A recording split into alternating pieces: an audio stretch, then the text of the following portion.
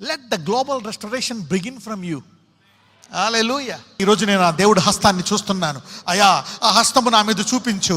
I want to see that mighty hand. నీవు కనికరం గల దేవుడువు. నా మీద చూపించడానికే నువ్వు ఆ వాక్యం రాసావు.